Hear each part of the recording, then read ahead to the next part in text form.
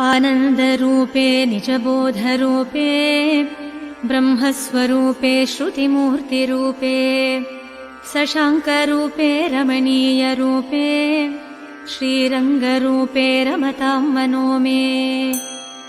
कावेरीतीरे करुणाविलोले मन्दारमूले धृतचारुखेले दैत्यान्तकाले अखिललोकलीले श्रीरङ्गलीले रमतां मनो मे। लक्ष्मीनिवासे जगतां निवासे हृत्पद्मवासे रविबिम्बवासे कृपानिवासे गुणवृन्दवासे श्रीरङ्गवासे रमतां मनो मे।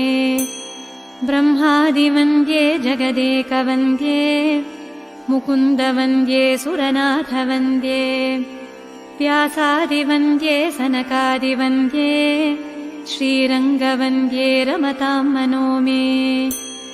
ब्रह्मादिराजे गरुडादिराजे वैकुण्ठराजे सुरराजराजे त्रैलोक्यराजे अखिललोकराजे श्रीरङ्गराजे रमतां मनो मे। अमोघमुद्रे परिपूर्णनिद्रे श्रीयोगनिद्रे ससमुद्रनिद्रे श्रितैकभद्रे जगदेकनिद्रे श्रीरङ्गभद्रे रमतां मनो मे।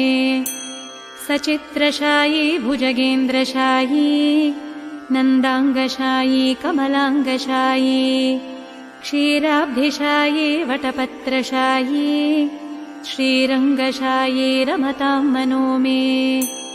इदं हि रङ्गं त्यजतामिहाङ्गं पुनर्न शाङ्गं यदि शाङ्गमेति पाणौ रथाङ्गं चरणे